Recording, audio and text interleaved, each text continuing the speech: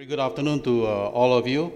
Welcome to the distinguished public lecture organized by RSIS NTU. It's a great pleasure that I introduce today's distinguished speaker, Professor Shinichi Kitaoka, who is our latest S. Rajaratnam Professor of Strategic Studies. As my colleague Huzia has mentioned, for information, the RSIS Raja Prof, as we call it, is selected from a global pool of outstanding scholars and eminent practitioners in the fields of strategic and security studies. It's a very select group, and it's not always easy to get the right person, but today we are very fortunate to have with us one such very eminent person to be our Raja Prof, Professor Kitaoka. Professor Kitaoka is currently an emeritus professor at both University of Tokyo and Rikyo University, as well as special advisor to the president of the Japan International Cooperation Agency, or JICA. I will shortly be sharing a bit more details of his background. Professor Kitaoka will be speaking us today on Japan's position in the world.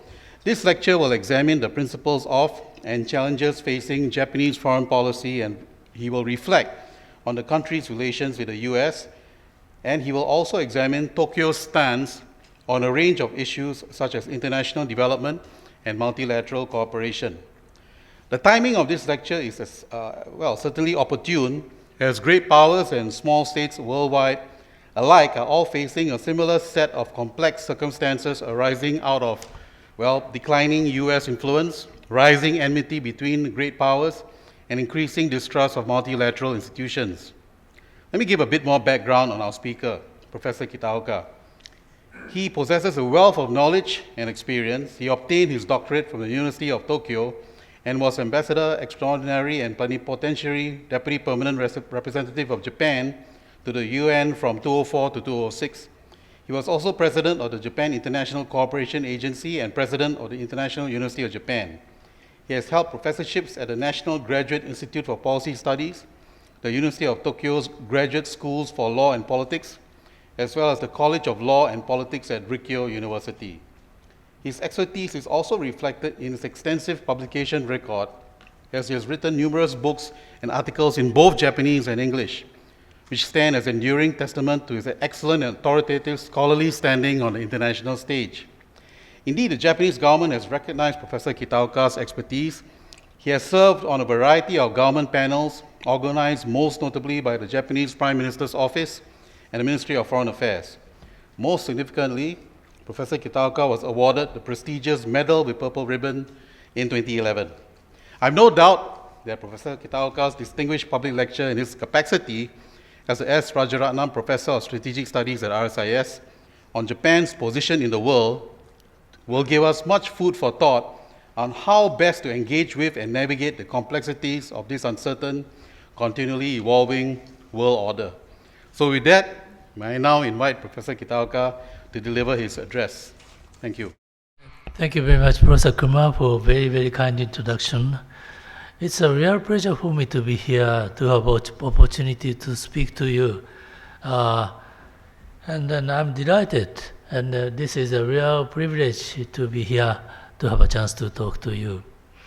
I have never been to Singapore for more than 10 years, because I was the president of JICA, Japan International Cooperation Agency. Therefore, I had to visit so many developing countries, including Africa, Latin America, South Asia. Therefore, Singapore cannot be my destination in my presidency. Therefore, it's a big pleasure for me to be here back again. But actually, I was, I have been, strong admirer of Singapore since I had a chance to discuss with the late Prime Minister, great politician Lee Kuan Yew in 1992. I'm originally a political historian, a historian of Japanese politics and diplomacy. So my judgment is that whether this is a good politics or not good politics, this is easy. Whether the smartest guys are working on the most important issues or not. Singapore is a country where the smartest people are attacking on the most important issues and leading the people. Politicians have two things to do. One is finding out to find out the national interest and lead the nation to this direction. This is one. Second is how to get the support from the people. You are doing both. But for a bigger country, it's difficult, In order to get the support from people, it's not easy. You have advantage of having a smaller population and having a smarter leaders, and then you have been so effective of leading this country up until now. Now, let me go to the issue of Japan. Let me start with some historical remarks. This was a guy, Yoshida Shigeru, who laid down the basic of Japanese politics and diplomacy in the post-war period. He was a prime minister, and then he was the guy who accepted the Treaty of San Francisco Peace Treaty, and then also he just concluded the U.S.-Japan Security Treaty. But actually, U.S.-Japan Security Treaty was very much unequal treaty. Japan offered the right to use the bases to the United States. And the United States accepted this offer, and they can make use of the bases in Japan, but there was no obligation for the United States to defend Japan. So they have a right to use the bases, but no obligation. That's a very unequal treaty. So there was an effort to change this inequality. This was most done by Prime Minister Kishi, who was in power in 1957 to 1960. In order to revise the unequal treaty, he knew, first of all, one, Japan had to, strengthen their, military forces as a little bit partner to the United States. So he decided, that means, I know there was a concern on the part of the United States that Japan may go as a free rider. In order to respond to this concern, he just decided to adopt a basic defense policy in May 20. And then he started a trip to Asian countries, mainly to South Asia, including Singapore, which was before independence. And after that, he had a strong support from Asian countries. And then he made a visit to the United States. He just proposed Eisenhower, let's start the discussion to revise this treaty, having support from Asian countries. And then Eisenhower responded favorably. And with the support from Eisenhower, he made another trip to other Asian countries, including Australia, which are somewhat difficult because of the issue of reparation, not decided yet. But actually, he made a successful trip. And then in that year, Japan was elected to a non-permanent member of the Security Council. At that time, now there are many more countries in Security Council, 10 non-permanent. But at that time, it was the number of non-permanent members was only 6. Therefore, it was more difficult. And also this was a year when Japan went into the United States, the United Nations. Japan was accepted as a member of the United Nations in December 1956. So Japan was elected to the non-permanent member of the Security Council within a year. And then the important thing was the second trip. But actually, in the meanwhile, he just proposed 3 principles of Japan's diplomacy, which was, this was a visit of Kishi with Eisenhower. And then, let's skip there. Let me go back.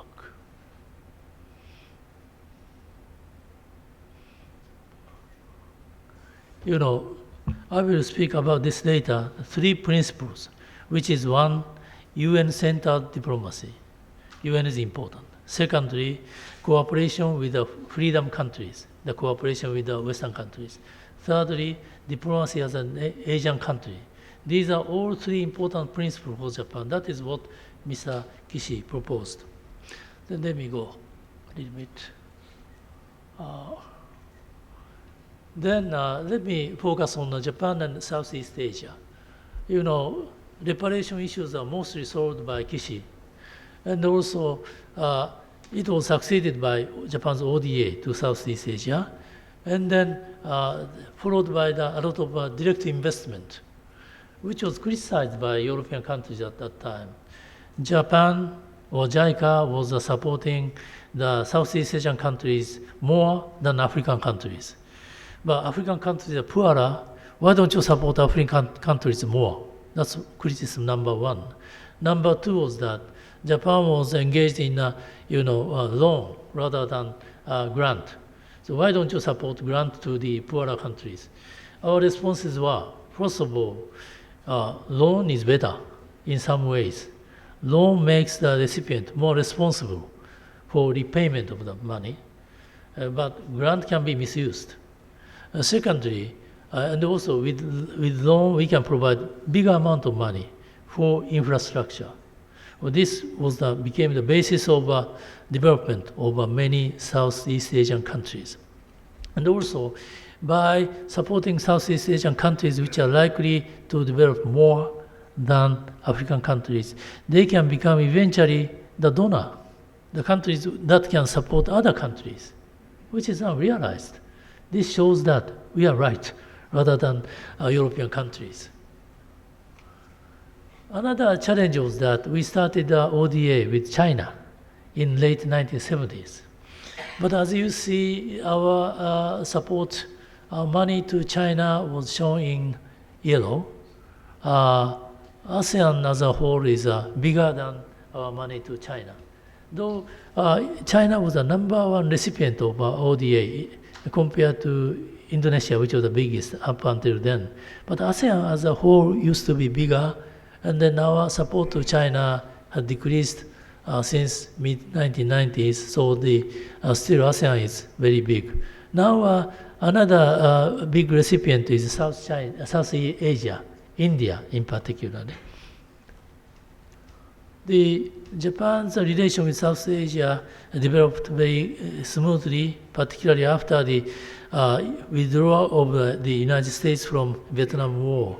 But actually, Japan did it so quickly, and the Japanese people became a bit arrogant. So there was a criticism against Japan's expansion to Southeast Asia that resulted in the demonstrations and the attacks to the Japanese presence when Prime Minister Tanaka visited Japan in early 70s, which was corrected by another Prime Minister, Fukuda Takeo, who just proposed so-called Fukuda Doctrine, in which he said that Japan would never become a military power, and then Japan would forge ties with ASEAN based on heart-to-heart understanding, and then Japan would be an equal partner of ASEAN and its member countries. So though Japan was an economic giant at that time, we just tried to be an equal partner, very much. This time, we have to pay attention to another issue of, conflict with the United States. In mid-1980s, there was a Plaza Accord, which was proposed by the United States to evaluate Japan's yen. So within 2 years, Japan's yen, once it was $1, was 250 yen. That was changed within 2 years, $1, 120 yen or so. Yen became twice. So there had never been any kind of case like this in world history as far as I know. So the stagnation of Japan's economy since 1990 was caused by this drastic change. Japan was not very effective to respond to this big shock. But anyhow, Japan accepted it. But because of that, Japan's power, yen power became very strong. That, supported Japan's direct investment much more to Southeast Asia. So that every coin has both sides. Plaza Accord had something wrong to us, but actually something good. Our investment in South Asia became very good. But still the trouble with the United States continued. When the Cold War was calming down, then there was a rise among American people about the concern about Japan, feeling that Japan can be the bigger threat than Soviet Russia at that time. So the result were, as usual, is shown that this is a picture of American people crushing Japanese automobiles, but they are suppose we cannot do this in Japan. How American people may feel if we did it in front of Japan's parliament, crushing American goods, which we don't do. So the fundamental relationship is not equal or symmetry. Now, I will come back a little bit later, but actually let me start to explain about the recent changes made by Prime Minister Shinzo Abe. He's known for his declaration of the free and open Indo-Pacific. And then this was proposed in 2016 in Africa. Many people believe that this is a counter-argument against Belt and Road Initiative on the part of China. But no, this free and open Indo-Pacific did exist before Chinese proposed this Belt and Road Initiative. This was free and open Indo-Pacific is a prerequisite for Japan's prosperity. And actually Japan's economy expanded to Southeast Asia and to South Asia. So these two oceans are connected by the development of Japan's economy. And then this was just made a vision and proposed to the world. Also, this was also added by the concept of Quad. The cooperation among India, Japan, United States, and Australia. This, as you know, CPTPP. TPP was first proposed by the United States, but actually they decided to withdraw. But Japan continued as the CPTPP, and then in which you are, of course, very important member, and also now UK, Ukraine, China, Taiwan, Uruguay, Ecuador, Costa Rica are willing to join. And then,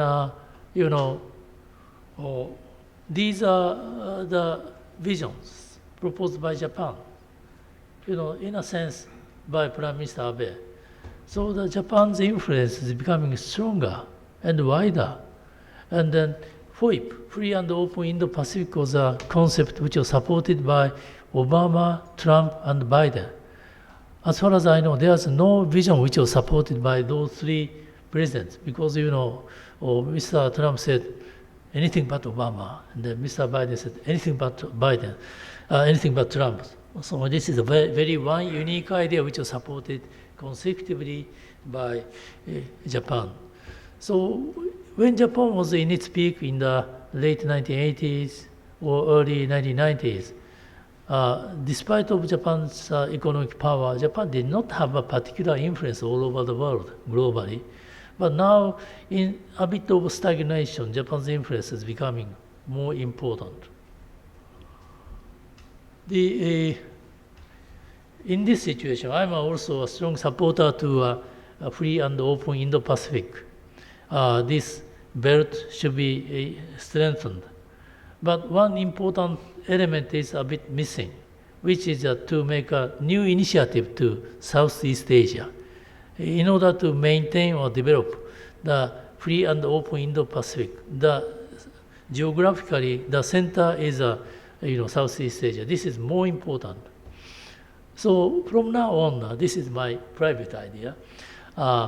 This is an idea I started to propose several years ago. Why not? If there is a European Union over there, why not we can establish a Western Pacific Union in this region, starting from Japan, Korea. When I started to argue this one, Japan-Korea relation was not good, but now it's very good. Therefore, we can include South Korea, Japan, and also ASEAN countries, And also, if possible, we could include those countries like Australia, Pacific Islands, and then Bangladesh. But the core is Japan and ASEAN countries. I believe that though the economic power of China is bigger than Japan, but still I believe that no country is willing to be subordinate to China. No country is willing to be a tributary country to China. Every country is willing to be independent. So Japan is going to support independence and also the solidarity among ASEAN countries. And when you look at the ASEAN Charter, there's no charter which is very difficult for us to accept.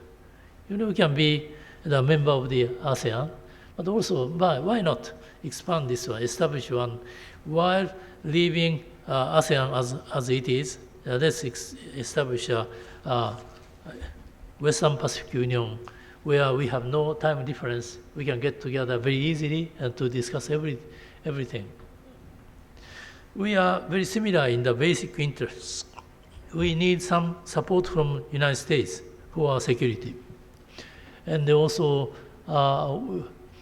we do not like we do not like a decoupling. We have to continue some trade and business relations with China. This is necessary. And then no country likes a clash with China. So the United States can fight against China if necessary, but we cannot. We cannot make it. Then the decoupling, they argue, but decoupling is most difficult for us. Therefore, in those 4 elements, we are quite similar. We don't like to be a tributary country to China, and then we need U.S. security support, and we don't like to see the sharp decline of business relations with China, and we have to avoid confrontation with China. And then the core of my argument is that let's establish a kind of regional integration without superpowers. There had been an argument to include China, and if we have China in, then we have to have the United States as a counter, balancer. My idea is that do not include China, United States, or India. Superpowers have a kind of superpower mentality, and then they tend to say that America first, or China first, or India first, or Russia first. And then this is very difficult to include them. Then, this is something I just wanted to add. Let's establish a more, closer relationship with the ASEAN countries by such a kind of effort like Western Pacific Ocean. So from this point, let's see what we are doing in Southeast Asia. Sorry, it's my mistake. So I just would like to touch upon the changes in Japan's security policy, which is taking place recently. This is not very recent, but Japan has never been involved in peacekeeping operations up until 1990. This was the first one. So this was in the year of 1992. At that time, Mr. Lee Kuan-yew was relatively reluctant to accept Japan's joining peacekeeping operations, but he changed his mind very quickly. What's important was this one. Japan, which was invaded into this region and attacked the United States and China. Therefore, the strong sentiment of pacifism in Japan. The Japanese people had a feeling of no more war, nothing related to military, to which the United States wrote a new constitution which literally prohibited any military forces. But actually, the other governments imported a new interpretation of the constitution, saying that though literally military power was prohibited in Japan, but still Japan is, as a sovereign country, has a right to have a minimum military to defend itself. This is a natural right for any sovereign country, which is equal to the United Nations Charter, therefore we can possess some military forces. But Japanese people like the decision making by consensus. So Japan was divided into two camps. The majority was on this line. We should have some modest military forces, to defend ourselves and also to satisfy the United States. But minority people stick to literally the Constitution Article 9, second half, saying that we should not have any military forces. They made a compromise. The majority people supported Liberal Democratic Party, and the Prime Ministers of Liberal Democratic Party made compromises to those minority people. First, we will not send military forces to other countries. No dispatch of self-defense forces abroad. And secondly, exclusively defense-oriented policy. Our self-defense forces will engage in only defensive role. But this is a very strange theory. There's no game, for example, no baseball, which has only defense, or no baseball game only with offense. But theory is that Japan will play a defensive role while United States will play an offensive role. But Japan and the United States though we are close allies, but still we are different countries. So how to organize the defense role and the offensive role is very difficult. Therefore, I've now explained some of the Japan's self-imposed restrictions on military affairs. The first one was a little bit broken by our dispatch into peacekeeping operations in 1992. And the second one, exclusively defense-oriented policy, was changed recently, only recently. In 2013,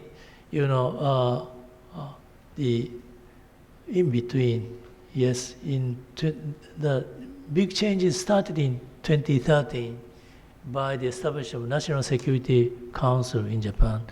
And also next year in 2013, a council appointed by the Prime Minister suggested a reinterpretation of Article 9, saying that we can engage in the exercise of collective right of self-defense. Collective right of self-defense is necessary for smaller countries.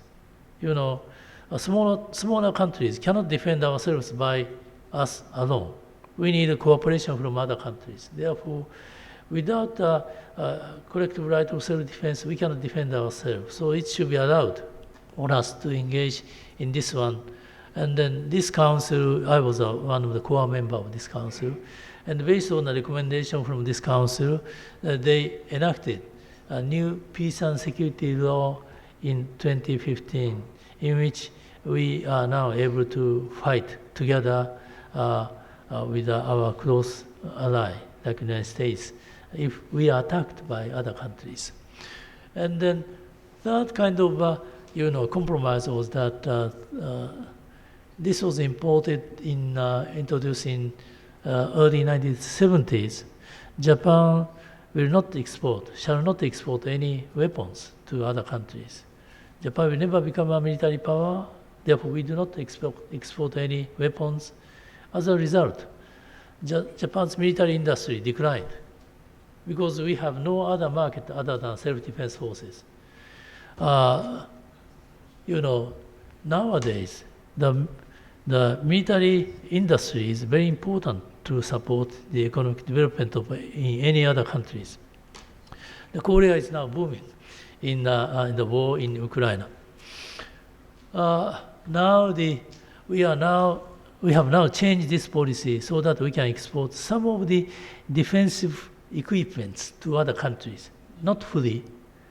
I'm of the opinion that we should be able to export weapons to Ukraine, for example, because we can support the democratic countries which are threatened by other countries, then we can support them.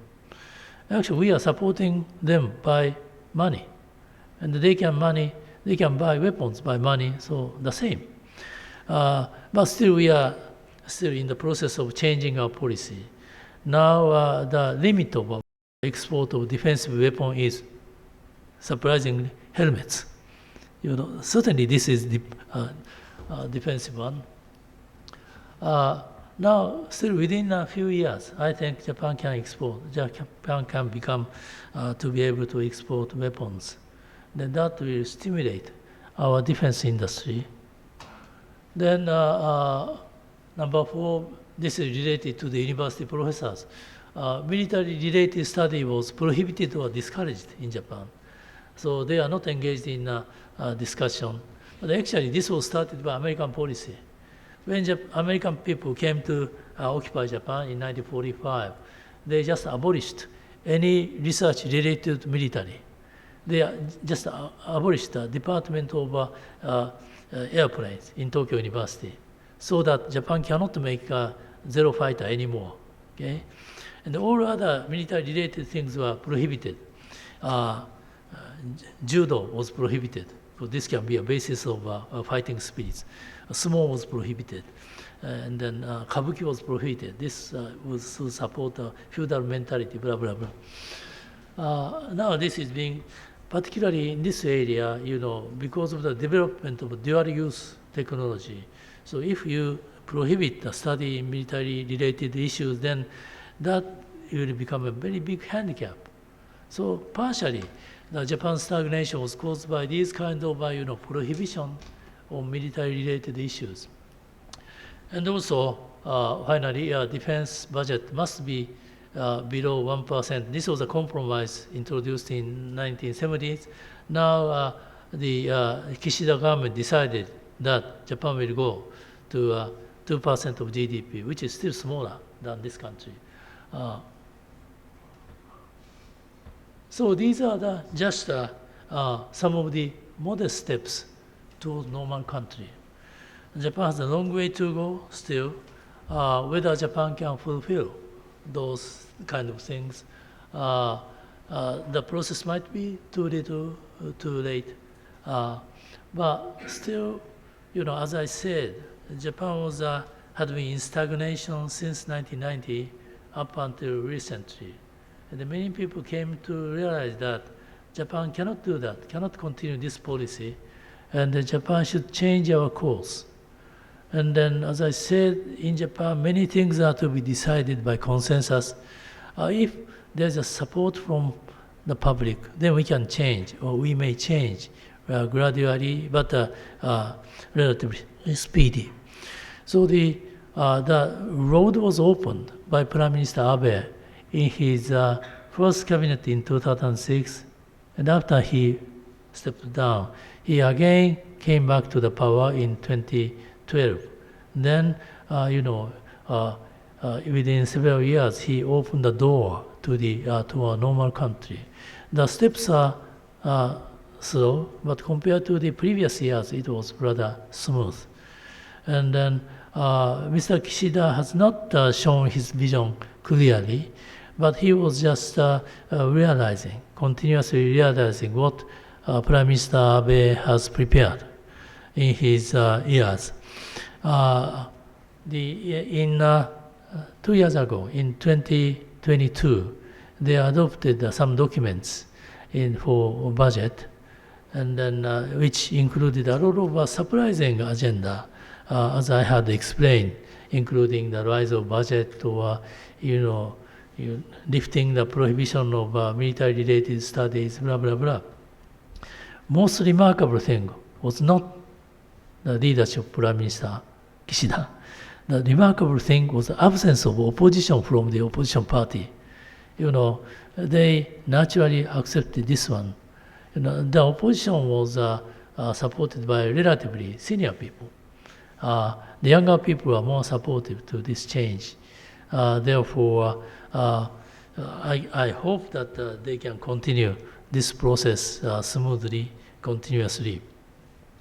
Then let me use some of my, go back to explain.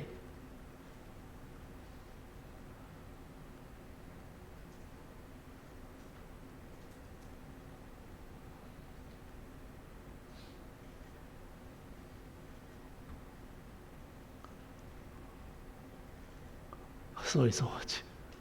No.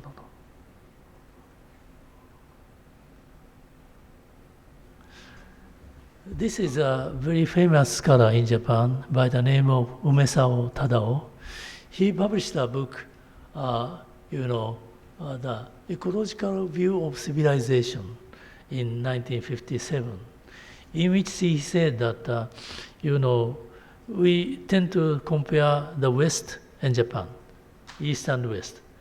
But actually he said that Japan and the Western Europe countries are rather similar in their experience of feudalism. We had a common experience of feudalism in Japan and in Europe.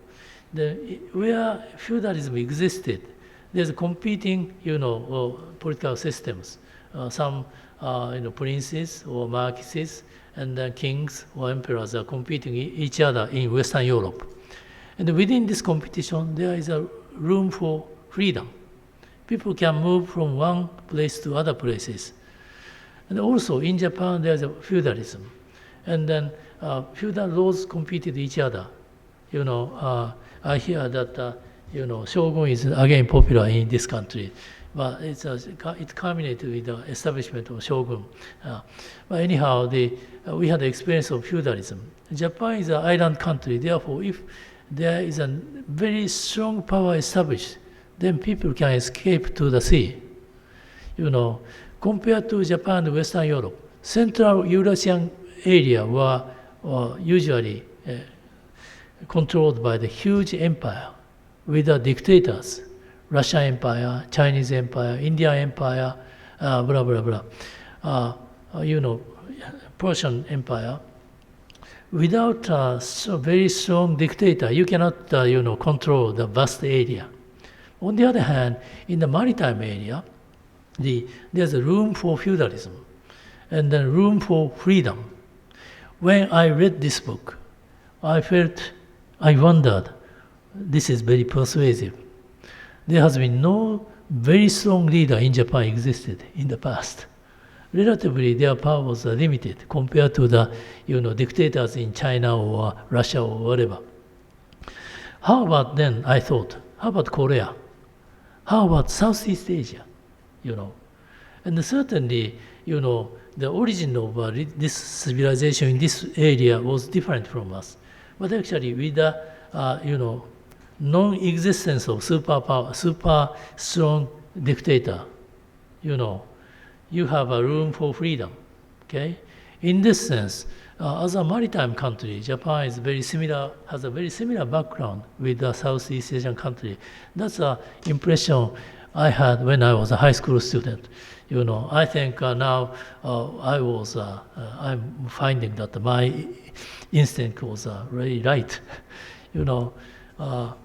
Certainly you have no terrible dictator in this region, and then the relationship is not, the order was not supported by power alone, but the order was supported by trust each other to some extent.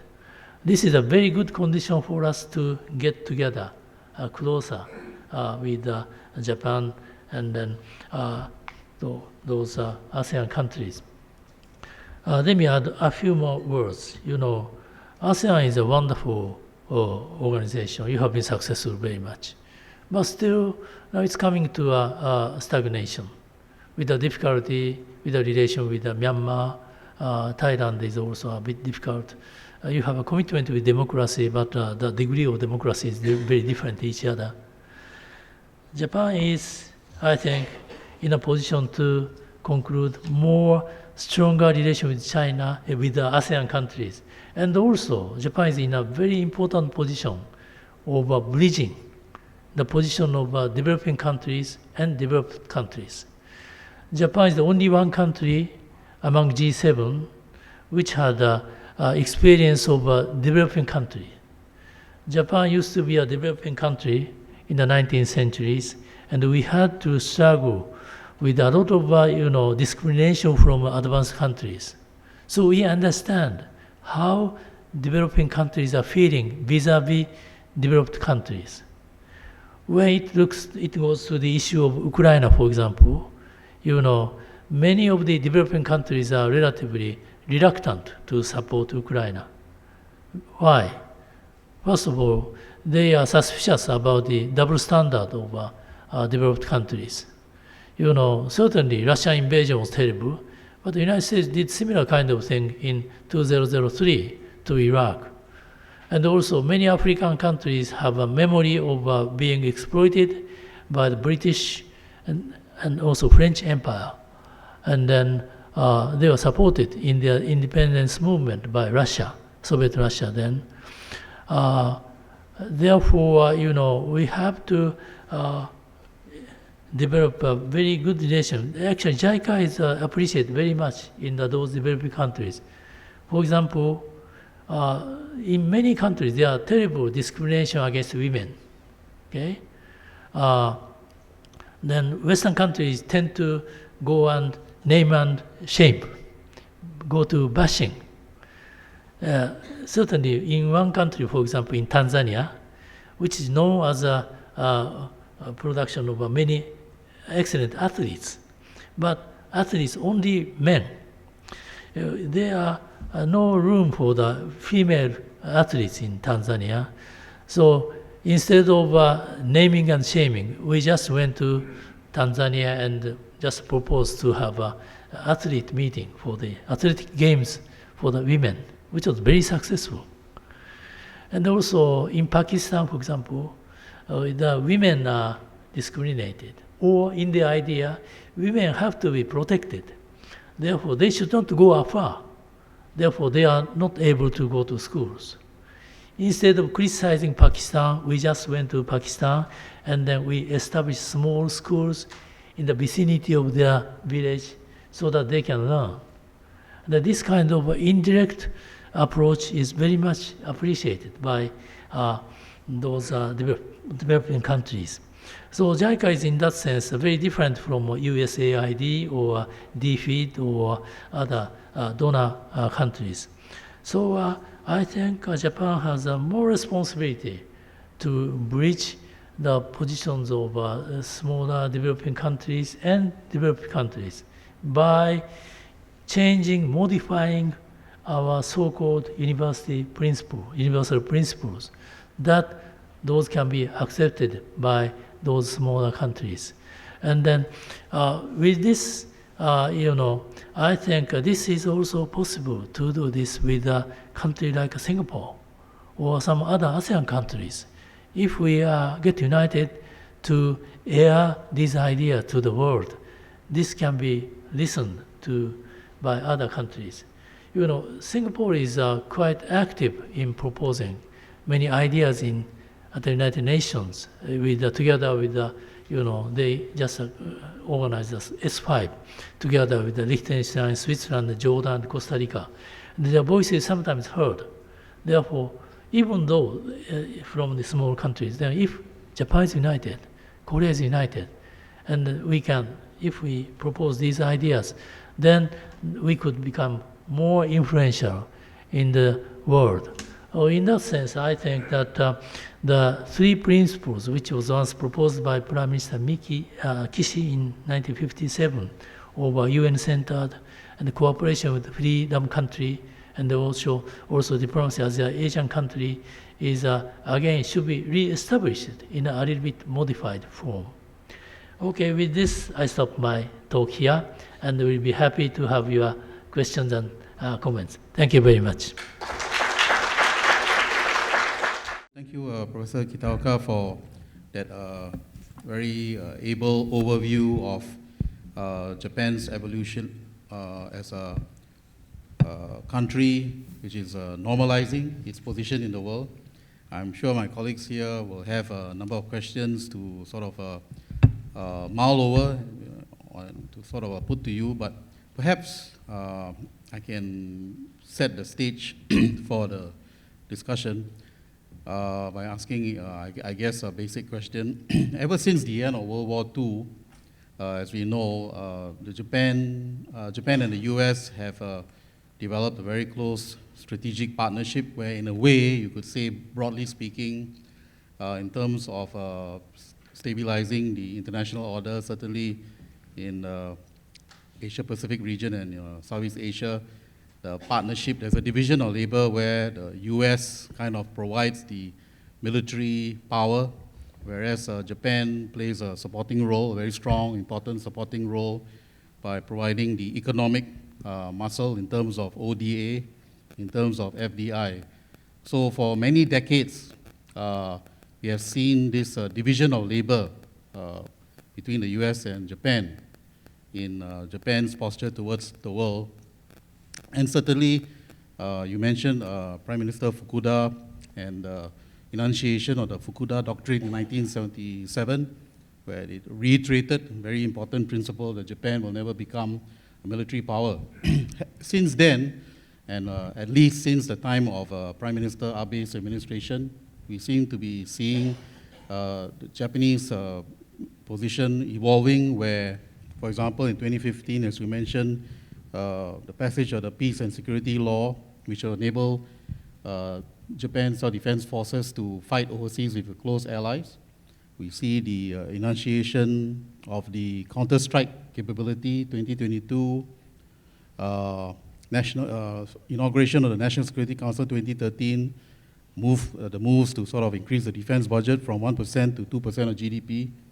All these steps seem to indicate that perhaps within Japan there is rethinking about Japan's position, particularly over the Fukuda Doctrine. So I guess the basic question to start off with is, do you see that within Japan itself there is rethinking, strategic rethinking about the importance of the Fukuda Doctrine, and there is a need for Japan to become more assertive and to be less concerned about how the past has been viewed, but it's very important for Japan's national interest to sort of also develop a very strong, assertive position in other areas, including in the military area.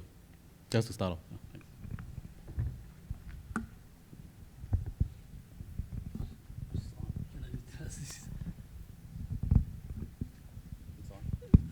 I have some reservation of using the word of assertive.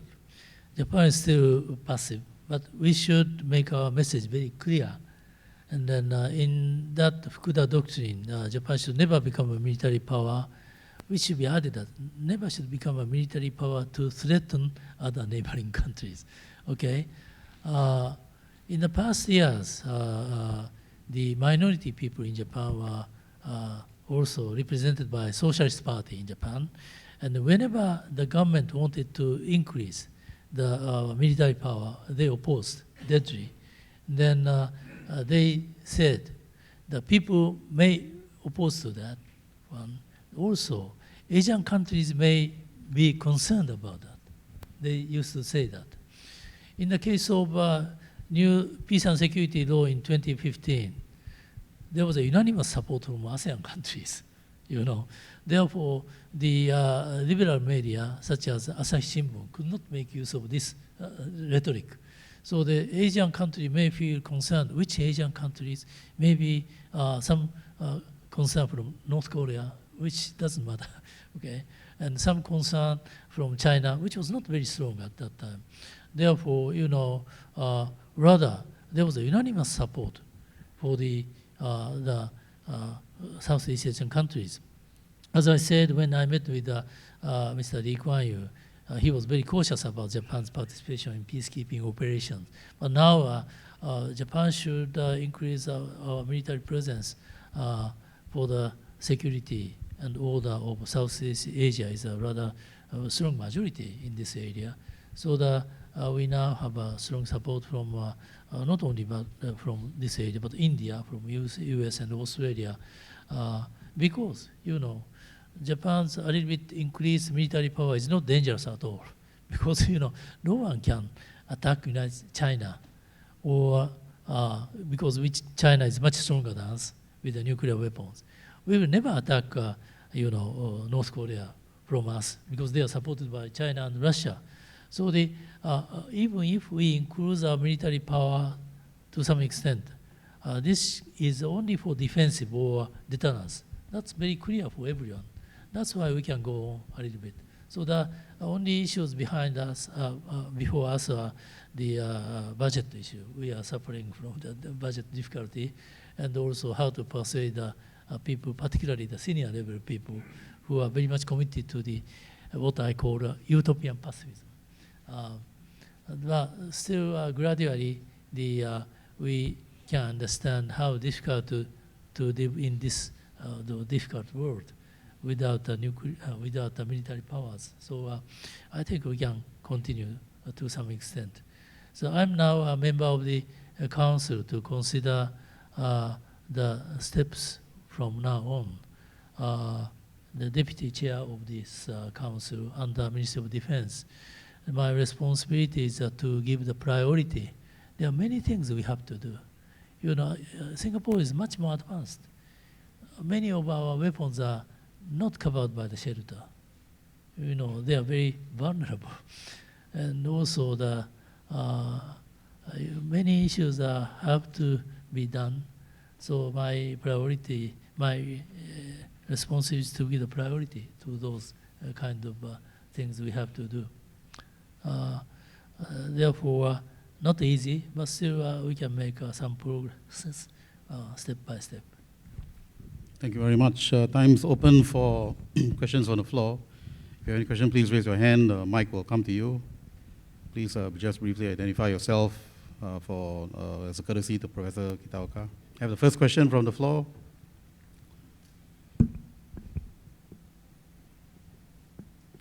Yes, Ambassador Ong.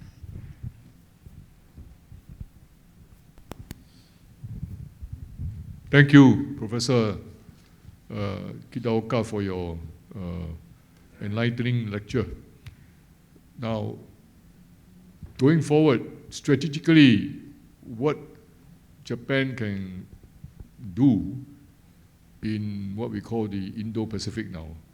Yeah, I think we need to think about Japan's position, not so much in terms of military, but also political security as well as economic.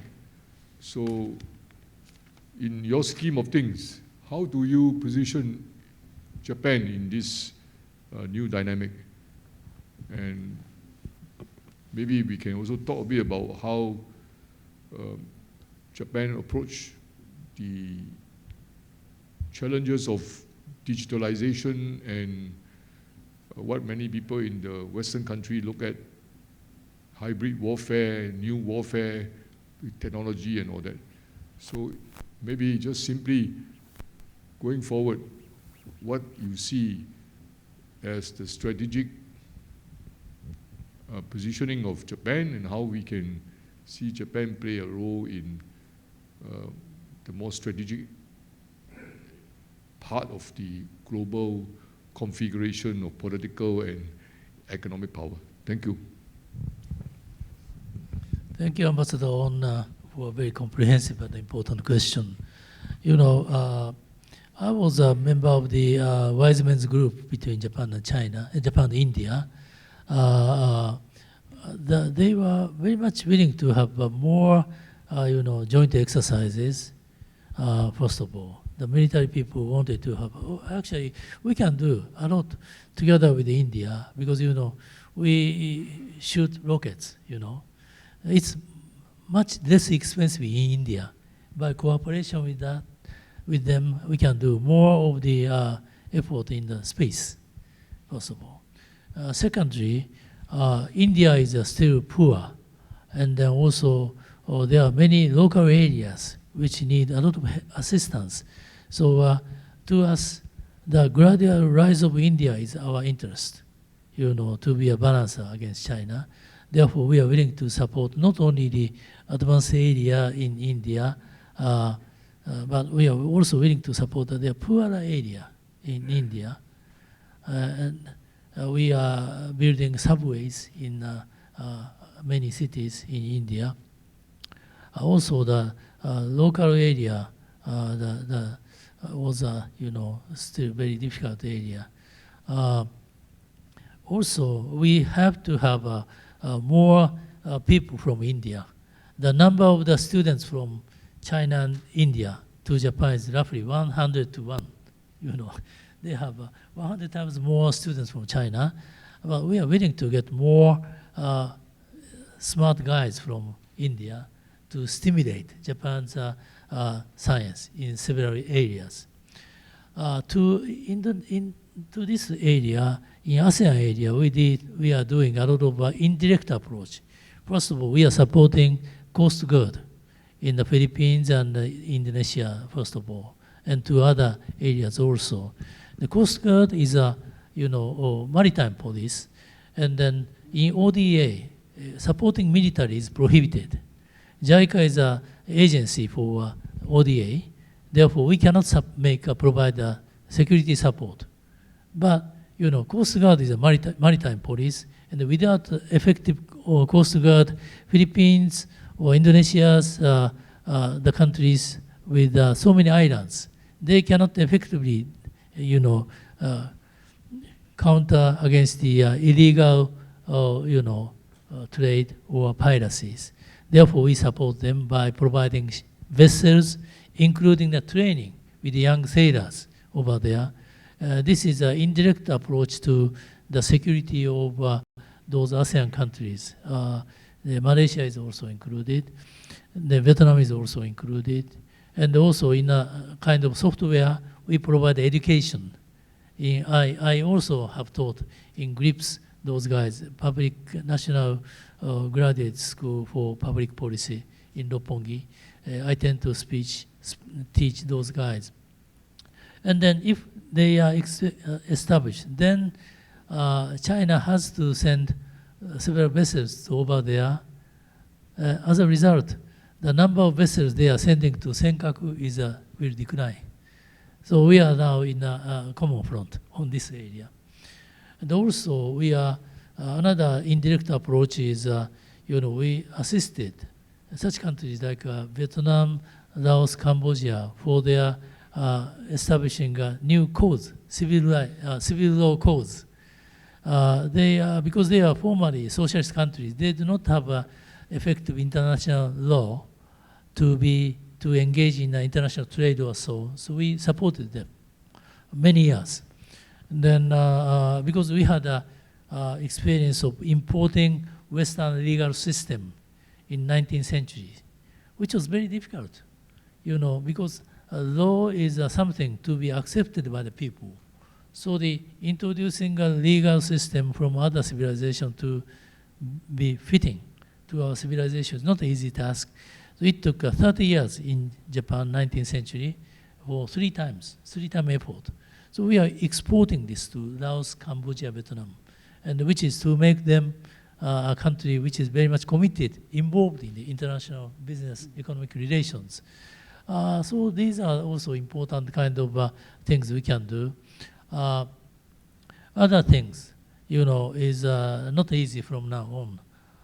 But actually, we tend to think that we have to pay more attention to the requests from those countries.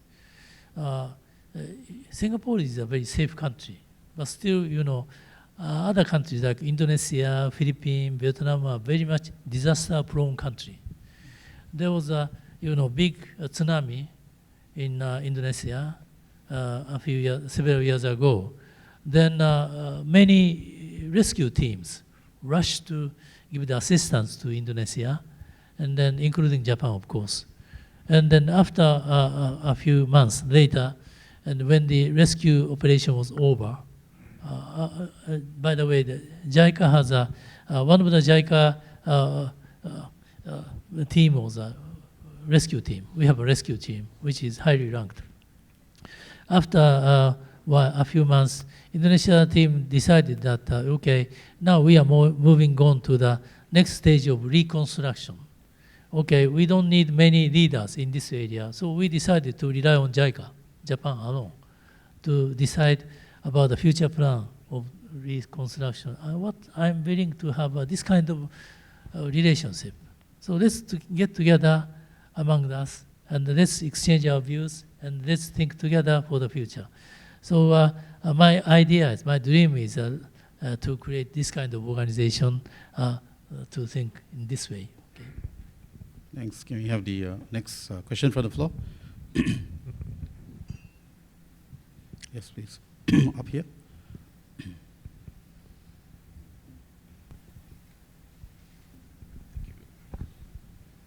Good afternoon, sir. I'm Captain Hugues Canuel. I'm the Defense Advisor at the High Commission of Canada here in Singapore. Thank you for your very insightful briefing this afternoon. I have a question related to the United Nations. You mentioned several times the centrality of the United Nations to Japan's foreign policy. Many would say that the credibility and the relevance of the United Nations has come under challenge over the course of the last year, if not more, with Ukraine and Gaza and more recently Haiti and such things. Should this seeming challenge to the credibility and relevance of the United Nations be a concern for Japan? And could Japan do anything to counter this or to assist this challenge that the United Nations seems to be facing? Thank you. Thank you very much for a very good question, which we'd like to respond very much. Okay, the so-called principles I cited, which was adopted by Prime Minister Kishi, was actually born from the excitement of being accepted at the United Nations after many years in which Japan was blocked by Soviet-Russian veto. We are unable to join the United Nations for several years. That's why Mr. Kishi put this UN-centered diplomacy as the first among those three. But this was easily overshadowed by the relation with the United States. And actually, when you look at the historical development of Japan's diplomacy, it was always overshadowed by the relation with the United States, such as Okinawa reversion, and then trade friction, blah, blah, blah. And then, but actually, Kishi was serious at that time. Actually, in the first years of Japan as a non-permanent member of the Security Council in 1958-9, Japan was very active at that time because Japan had a still memory of important member of the League of the Nations before the war. Those young diplomats who were active over there were still alive at that time, so they helped the newcomers to the United Nations very much at that time. But since then, it was overshadowed by the relationship with the United States. Nowadays, let me make a jump to this today. My view is that, when the Cold War was over, many people believed that there was only one superpower, the United States, at that time. So that since then, the U.S. became very, very, very powerful at the United Nations. Or in other words, they started not to pay enough attention to the United Nations. Okay, they had to pay some attention to the United Nations because of the conflict between the Soviet bloc and then Freedom bloc. But it's gone. Therefore, they became very, they began to pay almost no attention. That's why Boutros Ghali was purged in one term. And then after him, Kofi Annan was appointed. He was from Africa, but he was rather obedient guy to the United States. And then this was accelerated. And then after Kofi Annan was adopted, Ban Ki-moon, who was very close to the United States. So U.S. had a very strong power over United Nations, or they did not pay much attention to the United Nations.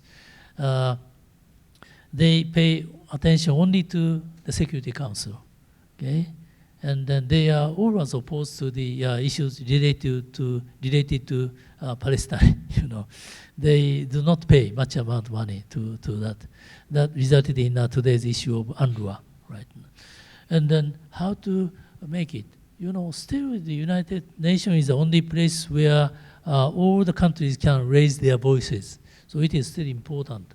So that nowadays, what I miss is a stronger leadership from the Secretary General.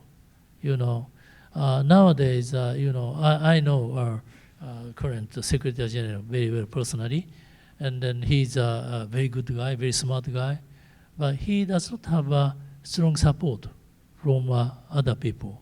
He has a Deputy Secretary General who is a wonderful lady from Nigeria, but not powerful. So I think that compared to the League of Nations, in the time of League of Nations, the Secretary Generals were supported from the powerful countries. And then in the League of United Nations, they do not have a custom of appointing from strong countries because, in that case, the permanent members could become too strong. Therefore, there was an established custom to appoint someone from smaller countries, not too strong countries. Actually, when Ban Ki-moon was elected, I was of the opinion that we should look for someone better from Asian region. That was a term for Asian countries. So I was very much willing to have someone from Singapore. But actually, Singapore did not provide any candidate for us. So it went to Korea. But first of all, I have to strengthen the power of a Secretary General by appointing more powerful figures from US or Singapore or Japan or US is difficult, but from some other, say, what we can call medium-sized countries, okay? And then Japan can provide some very experienced diplomats, and others, you can provide more. And that's one thing. Also, we can reactivate the General Assembly more, and we can accumulate more and more resolutions over there to be critical against Russia. And for that purpose, we have to, make our so-called universal principle more flexible. Yesterday I had seen interesting remarks from Putin. He was asked if his election was democratic. He was angry and he said that I was democratically elected. How do you compare our election with the American democracy? Is it a real democracy? He has some reason, okay? I have visited many African countries. We used to ask those countries to do election over there. Election is fine, but most of the African countries are made of tribes. If an election is done, then the biggest tribe may win, okay? And if they take a system of winner takes all, then the biggest tribe can make a dictatorship over there. Therefore, election sometimes causes more troubles than stability. Therefore, bringing the democracy is not easy. So we have to calculate what kind of political culture and tradition they have. And then we can be very much, flexible about the definition of democracy. So I'm very much skeptical of their concept of Summit for Democracy. They made a lot of mistakes in their choice of democratic countries. Therefore, let's think about the possibility how we can bring our, the principle more flexible to be accepted by those developing countries. Very important. So in this area, I think what I said in the last part of my speech can be applied to the reform of the United Nations also. Thank you. We have another question from the floor.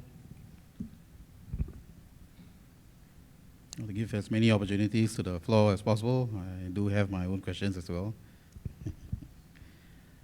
Well, as we are continuing to think, Professor Kitaoka, during the break just before we came in, we were having a very interesting discussion about, in your view as a historian by background, you were talking about how you saw the contributions of previous US presidents to the strengthening of the US-Japan relationship, and you mentioned Eisenhower, Kennedy, Reagan as having very constructive contributions. As you know, this year is election year in the US, so just wondering if you have any views on either Biden or President Biden or Trump. What do you have any personal views on who do you prefer to see winning the election in November? In the history of US-Japan relationship after the war, it was started by, of course, Truman. Truman dropped atomic bombs to Japan, so I cannot support him, first of all. then he changed his policy to a better direction. But actually, the Eisenhower made a good contribution by accepting the Japan's initiative to the revising of the Security Council, Security Treaty with them, and also he was embracing the many countries. Also, in his time, the Cold War became a little bit relaxed. After that, Kennedy passed away only in 3 years. Then the Johnson was contributed much to Japan in his decision to return Okinawa to Japan. So it was important. Then the final decision was made by Nixon, of returning of Okinawa to Japan. So many leaders have, good points and bad points. But after, in the first half of Reagan period, it was good between Nakasone and Reagan. At that time, Japan tried to become a little bit normal country, to cope with the rising Soviet threat. But from the second half of Reagan time, the terrible, trade war started. Japan, US became very difficult. They try to bash Japan's, and then sometimes in vain. First of all, they try to limit the number of import of Japan's automobiles from Japan. Then they decided, but actually as a result, Japan's automobile companies like Toyota, Nissan, Honda decided to export more expensive automobiles. By so doing, they got more money. And then, American motors did not recover fully. The cost was paid by American consumers. Okay? Is it a good decision for them or not? I'm saying this because of today's situation. United States is providing a lot of subsidies to American vehicles, American automobiles, for their EVs, and then excluding Japanese cars, German cars, but profiting Chinese makers, in this area. And also recently, one discussion is made about Japan's purchase of Japan steel over US steel. Already Mr. Trump said no to this one, and also Mr. Biden saying this is no. And then when I heard about their decision of their plan to purchase US steel, I thought this is very bad in timing. Therefore, they pay their attention to the support of the people alone. They do not pay enough attention to the effect of their policy to other countries. Having said that, when the upcoming election in the United States is the biggest challenge to most of the countries in the world, except for Russia and China. Okay. Well, in Japan, I think that the European countries may suffer most by the decision of Mr. Trump, if he is elected, by cutting the financial support to Ukraine. How about in Japan, in Asia? Singapore might be okay. Okay, and then in Japan would be okay because we pay quite a lot of money as a host nation support to the United States, and also the American bases in Japan are very important for American influence in not only Asia but also in Asia Pacific region. Their operation in Middle East was also impossible without the support from American bases in Japan. So they will not release the bases in Japan. The question is, how about American bases in Korean Peninsula? Now, because Mr. Trump once tried to withdraw the American bases from Korea, and then that may happen again. In his first presidency, he was not very much prepared. Therefore, he had recruited some effective bureaucrats. They were realistic, and then they were effective. But most of those people are purged already. So he's not prepared for the next presidency with many newcomers and without experience. So it's very difficult. Then, therefore, he may negotiate with Korean government, ROK, about the withdrawal of American bases from Korean Peninsula. Then Korean government may feel a lot of anxiety. Therefore, they may ask the United States the permission for nuclear armament, and then which is very much supported by Korean people over there. So there's some possibility of South Korea going to nuclear armament under the second Trump administration. In that case, what Japan can do, what Japan should do, this is a very difficult question. There are a couple of possibilities. One is Japan going to nuclear armament together. The other is that Japan will remain without nuclear weapons alone, or Japan may oppose to ROK and try to persuade them not to go there. And there are a couple of options, but I don't know. And then if you ask my preference, neither. Because, recently I see Mr. Biden's move is becoming slower and slower. I wonder if he could get enough support from young people. Therefore, I really hope that we can get a better candidate from a younger generation. But it's now too late, probably. I'd like to know your preference, or Singapore preference from the Singaporean people, including Ambassador Ong. I think we have our leaders have said we'll have to work with whoever comes to power. No choice. We still have a bit of time. Anybody else wants to? Yes, over here in front, Adrian. Okay, there's two questions. Good. Okay, the gentleman first, and then yes, go ahead, please. All right, thank you. Thank you for the very insightful lecture, Professor Kitaoka. My name is Gordon, and I'm a senior analyst at RSIS, and I analyze Korea-ASEAN relations, and particularly North Korea. So increasingly, North Korea's foreign policy has signaled a commitment to the legitimization of its nuclear deterrent, and its confidence to pursue this nuclear policy at the expense of traditional engagement for aid, developmental cooperation, and the like with the West and South Korea. Between Japan and North Korea, the abduction issue has also greatly hindered the normalization of relations between the two countries. So if North Korea's commitment to this path continues, to what extent would Japan be able to resolve its ties with North Korea or pursue alternative means to facilitate regional or bilateral cooperation and reduce regional tensions? Thank you. Do you want to take the last question as well, Adrian? Take together.